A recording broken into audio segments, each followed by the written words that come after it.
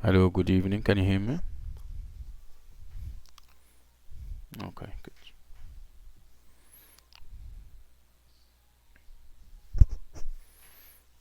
Okay.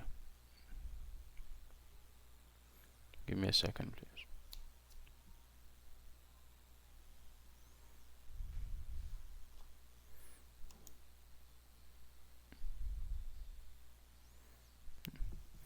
Okay. So I think you can see the screen. I'm sharing the screen with you. You can also, hear me well, and my cam is on, right? So all set. So this is class 10, right? This is class 10. Okay, good. So let me record the class. So class 10, Dr. Sama. So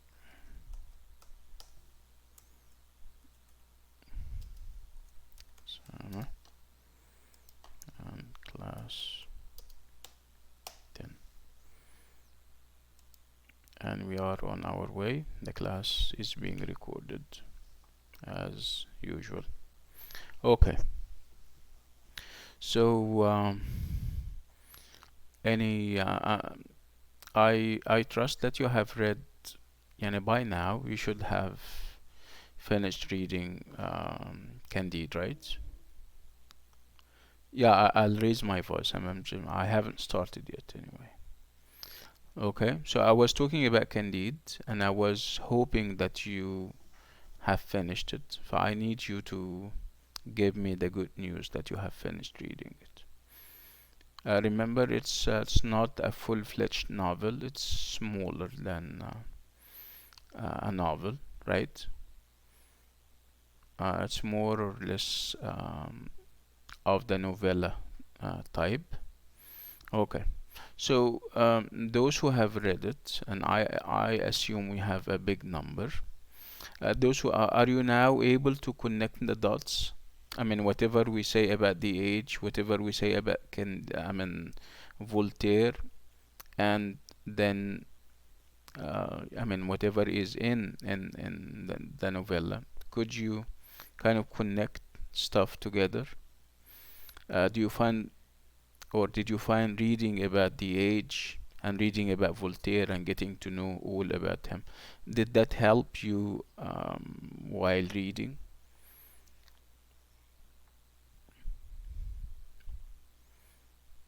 I'm asking. I'm sure it did help. Okay. So, okay, Marwa is saying that she read the chapters, and this is actually what we want you to do. We want you to read the chapters, all the chapters, and then make the transition to perhaps the age, information about the age, what happened at the age, the philosophical underpinnings of the age, like we said, right? You may want to engage in a bit of history about what was happening, a bit of sociology, perhaps, because Candide is a philosophical document, is a social document. You can read it, and it can give you insights into what was happening at the time, whether we're talking about philosophical thoughts and discussions, or we're talking about society and even politics. A great deal of politics can be gleaned when you read the novella. Okay. So we spoke long and enough about Candide, and it was only the last part that we have left over. And this is actually what we intend to do, because when we finish Candide today, or when we finish the final leg of this long journey, we're going to move to another age, and we're going to move to another perhaps mood, another atmosphere and climate of ideas. We're moving to the romantics in the late of course, late 18th century and early 19th century. The experience is different this time around, as you're going to see. Anyway, let's move to the last part. And like I said, the last part is or happens to be in Turkey, in Constantinople, the capital of Turkey, or the Ottoman Empire at the time. And it's very significant that they ended their journey in Constantinople. According to some critics, this is all designed and meant by Voltaire. He wanted to say that we have tried other cultures. We are from Europe and we went all the way to Latin America, for example. Um, okay, why don't we give the East a chance? Why don't we give the East the benefit of the doubt? Um, the relationship between the East and the West has always been one of mistrust and misunderstanding and conspiracies and wars and all these kinds of things.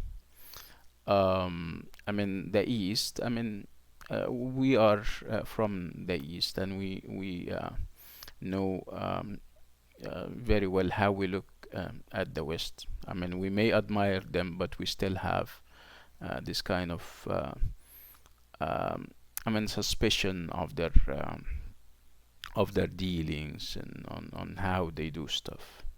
They have the same feelings towards us. They don't feel too comfortable having Easterns around. Um, so it was very strange for readers to see that the last leg on this long journey is in Constantinople, which is in the east, and it's a Muslim place. Again, so what is it that Voltaire is trying to say? Voltaire is trying to say that we have exhausted all the means, that we have exhausted um, the arguments in the different cultures, and perhaps we should turn to the East and see how they do stuff. Perhaps we can find um, what we're looking for in the East. And the East, according to them, is that part of the world where there is no freedom of choice, where there is a great deal of fatalism. Fatalism means that you submit totally to the will of God, and also the idea that citizens and people are totally subdued and controlled by the rulers, because the rulers believe in this idea of the fact that they God's agents, and if you perhaps revolt against them, you are obviously disrupting the order of the state, and uh, um, and as such can uh, I mean, doing this can by doing this you risk your own life. You put your life on the line. So he said, let's go and check these kinds of people and see how they handle stuff, whether they are happy with this fatalism and this predestination or not. Perhaps if we go there and check what they do, perhaps we can find what we're looking for in terms of peace of mind, in terms of um, you know um, less suffering, less pain, and all these kinds of things. Again, who is with us on board in the journey, of course, will have um, the different characters that we have seen. We will have Candide, of course, and Cacambo, and Pangloss, and the other characters.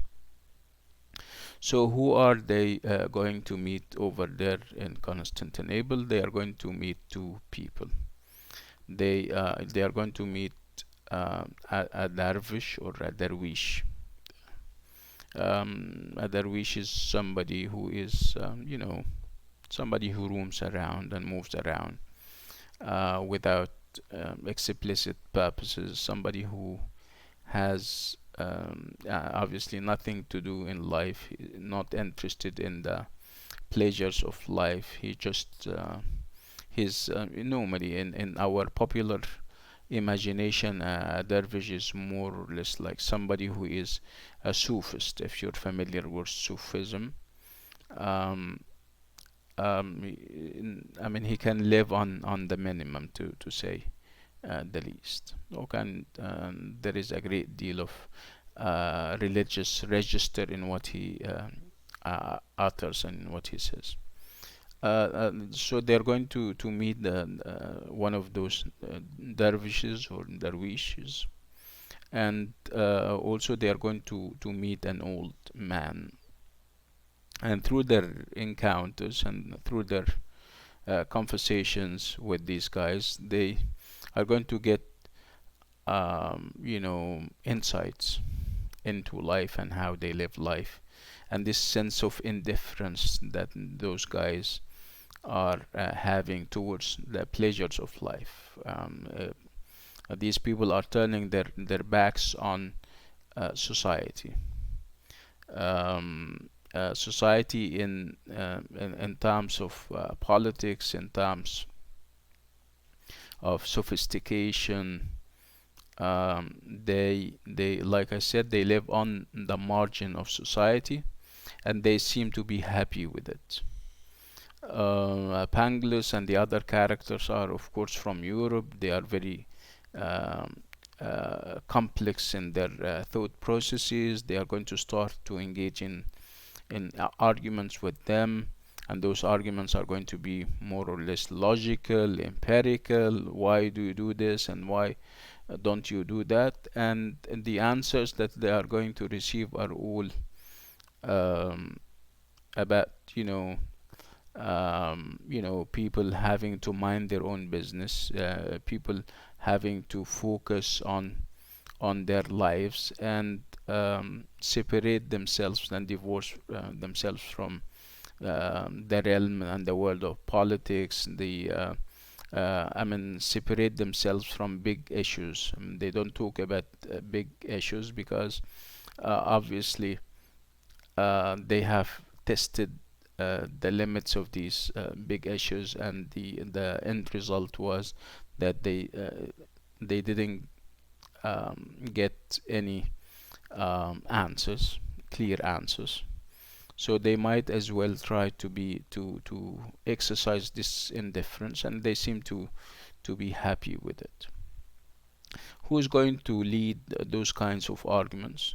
Who's going to start doing them? It's of course Bangladesh with his sense of argument, a typical European in the 18th century who believes in rational philosophy, who believes in the best of all possible worlds. He's going to kind of champion those discussions, but he's going to, of course, get frustrated because he's not going to get the responses that he wants. Nobody engages with him in arguments because those people, it seems, believe that arguments are futile, that arguments are a waste of time.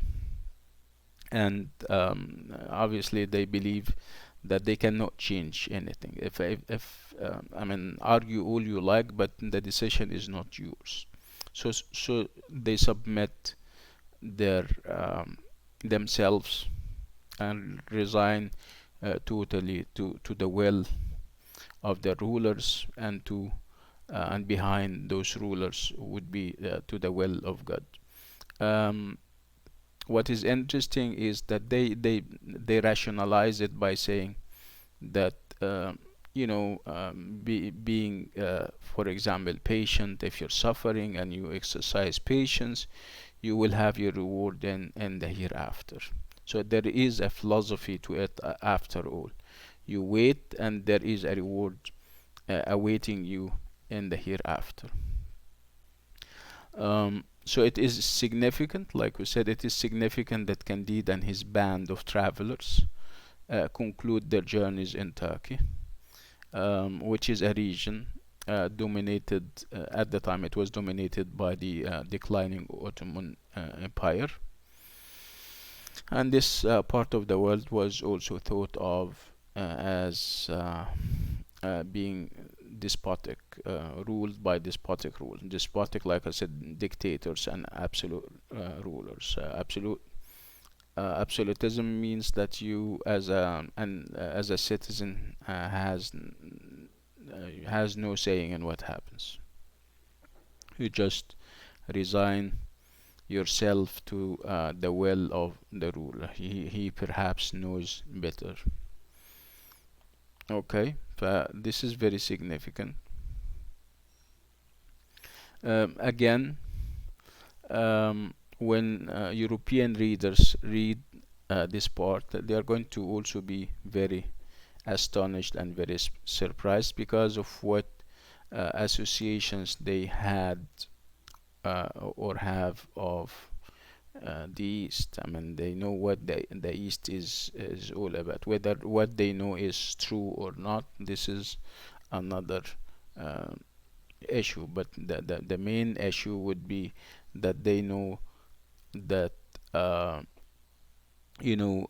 life of people who live in the East, their life is regulated by faith and a total submission to the will of the rulers and to the will of God. Um, it might, like I said, it may be a stereotype, but this is how they look at it. So it was only um, very kind of weird and strange that Voltaire ends his journey there. Um, so, in the minds of Voltaire and his contemporaries, such despotic regimes in such places were aided and abetted by the inherent fatalism of the East. Okay, so resigning totally to fate and destiny. Um, the Turkish people, according to this interpretation, were oppressed largely because they believed in fate and thus held their subjection to be inevitable. They said this is fate. So if I have a bad ruler, there is nothing I can do about it because this is my destiny and this is my fate. God has willed it, and I have with the will of God, I cannot do anything but submit myself, hoping against hope that in the hereafter I will be rewarded. Um, an interesting um, line of argument is being brought to the conversation, the ongoing conversation that we're having, especially about the East and this sense of destiny and predestination. I'm saying that this line of argument is brought along by the Palestinian philosopher and historian um, Edward Said. He says that this is all, legends and myth created by the West in order to be able to conquer and defeat the East and loot its treasures. I mean, they keep referring to the East, they keep referring to the people of the East as being predestined, as being uh, fatalists who have complete, submission to fate. I mean, he says that somehow this was meant by the West in order to be able to overcome the East and eventually occupy it. Um, okay, so the Palestinian critic Edward Said argues that during the centuries when the cultures of the West had predatory designs on the lands of the East, a belief in Oriental passivity and fatalism served as a useful adjunct to those plans of acquisition. They wanted to kind of conquer and you know, have as their own the lands of the east. So they started to project negative images about them. They would refer them as being passive, and they would refer to the whole way of life as oriental passivity. He said that this is all deliberate, and it was meant to to have the people of the east feel um, inferior. They would feel culturally inferior. They would feel psychologically inferior. And of course, if somebody feels has those feelings, he's going to be pessimistic. He has no plan for the future. He doesn't believe that there are horizons open in front of him.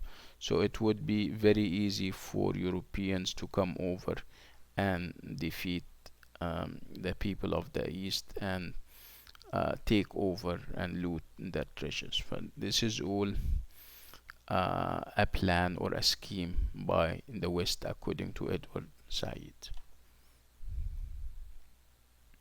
So again, they make you feel this way. They until you yourself start to internalize those ideas, and you yourself get convinced that you are pessimistic, that you are inferior. So again, if you have those kind of contentions, and if you believe that they apply to you, it would be very easy for others to come over and conquer your country, and loot its treasures and all these kinds of things. So, according to Said, people who were temperamentally pessimistic were easily dominated by their own rulers or by outsiders. Okay, so the plight of the people of the East is double fold. They are dominated by the rulers, and they will at a later stage be dominated by um, the outside, and the outsiders here would be, of course, the Europeans. So in the West, it was supposed that men and women were more likely to believe in freedom of choice, and were therefore more inclined to resist tyranny. I mean, that this is also the image that they were trying to project about the West. The West is has freedom of choice. People can communicate their thoughts and freely. So as such, I mean, no one tyrant or one dictator can come and rule them. Okay, so we're reading chapter 30, and we're paying close attention to the characterization of the dervish, and his philosophy. We're also paying very close attention to the characterization of the old man and his philosophy. And we're looking at the ultimate fate of Pangloss and his arguments.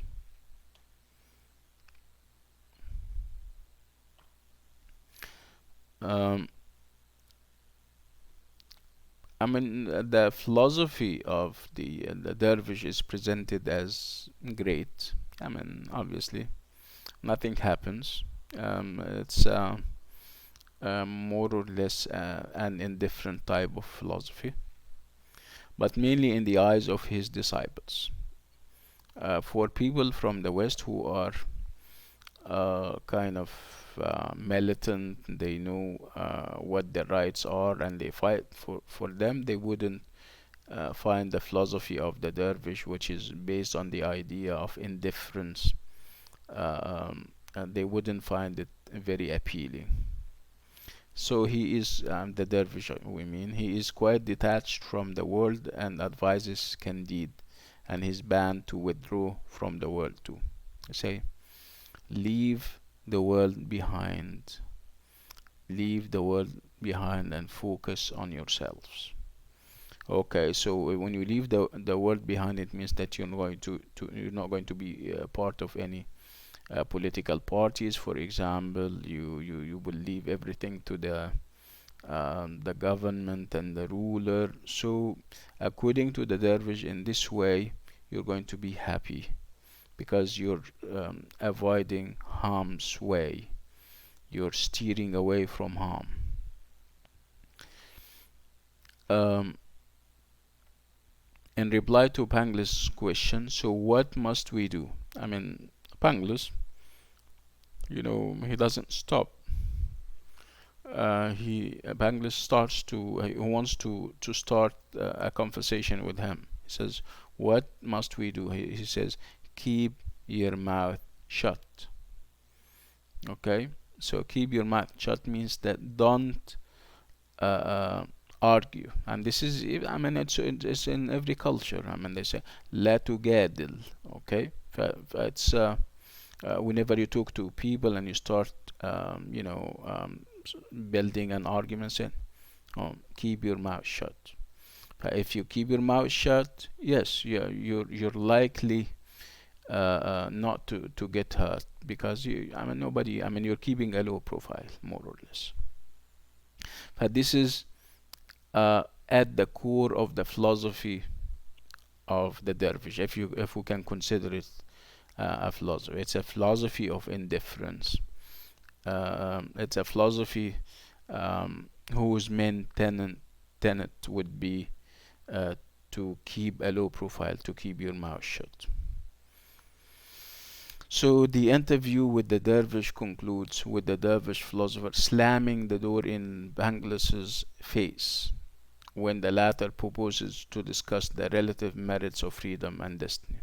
Pangloss by now, I mean, he wants to talk, he wants to argue. The guy kind of shuts him out, uh, which is one way of saying that Bangladesh's philosophy is not even accepted in this part of that. It has never been accepted in any of the places that they visited, and to cap it all, even in the East, it's not acceptable. So the dervish would be acting like a representative of the culture of Muslims in Turkey, who are, like we said, who are totally resigning their selves to the will of their creator. Again, they are going to leave the dervish, and they are going to go to the old man, another representative of the culture. The old man is obviously in the countryside. He lives on a farm very far away from the city, and he seems to be happy with it. He obviously grows his needs, consumes what he grows, and he seems to be very happy about it. Have he doesn't need the city. Um, and the message is going to be almost the same. I mean, keep your mouth shut, perhaps in a different way. So the old man on the farm also expresses a detached attitude towards the machinations of powerful people in the big city. I mean, he doesn't interfere. He keeps to himself on the farm, very far away from the city. He doesn't have a say in what is happening back there, and he seems to be happy about it. He says, "I never inquire about what goes on in Constantinople," he declares. But if both these machinations and his indifference to them are predestined, who are Candide and Bangladesh to object?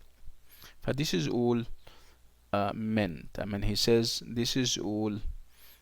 This would fall within the grand scheme of things that is God's will, where whatever we're doing is dictated by God. We don't have freedom of choice. Normally say, yani, according to this philosophy, man is musayyar rather than mukhayyar, if you're familiar with these expressions. So this is, again, it's the same message. We don't have much to share. We don't have much to say about what happens back in the city, and it seems to work with us. We're happy, we're eating, we're you know living our life in a simple way, and it doesn't get us into trouble, it seems, and this is what counts for them.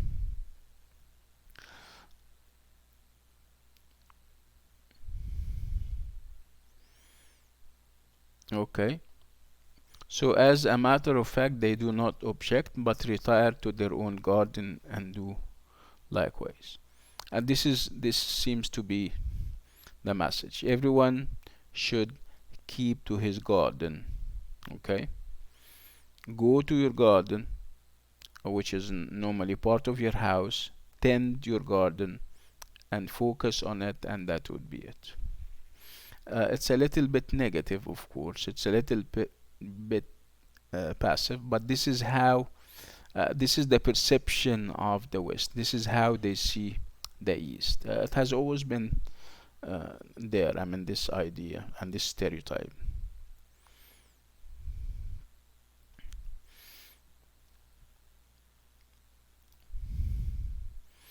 And this is going to be, room for Pangloss to maneuver and to say, to claim that he is a winner in these arguments, and obviously there is nothing that he has experienced or seen that would kind of defeat the philosophy that he has. And Candide, perhaps out of respect or out of acceptance of the philosophy of the dervish and the old man, is not going to react to him by saying that your philosophy is bad, that your philosophy is theoretical, and it got us problems and trouble. No, he doesn't. He says, okay. He agrees with him, and he says, but there is something else that we should do. A small tweak. We need to tend our garden. We need to kind of cultivate our garden. This is the only addition or innovation that he would add to the philosophy of Pangloss. Obviously, he learned from the dervish and the old man not to argue. Okay, even if the one that is arguing with you is pushing you in certain directions, just accept what he is doing, and you can simply at the end you can put a small tweak to it, and this is what Candide is, obviously. So he is submitting to the will of Pangloss in saying that we live in the best of all possible worlds. He has always been like this. The addition would be what he learned from the old man and the dervish, which is, being indifferent, not thinking big, not thinking about big issues, because obviously, thinking about them wouldn't, solve them, and wouldn't get people anywhere. So, what is the ideal solution in this case? The ideal solution would be to tend to and cultivate your garden, which is again a direct or an indirect expression of submission to your destiny.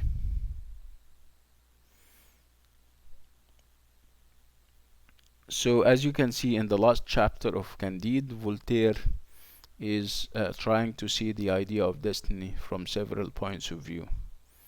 So again, we have seen destiny and what happens in the West. We have gone with them through the different parts of the world. We were in Europe with its different cities, and then we went all the way to the New World. Okay, and now we are in the East, in Turkey. Um, he's trying to be kind of fair to everyone. Or let's try the different parts of the world and see what will come out of it. So he's giving us different, fresh perspectives.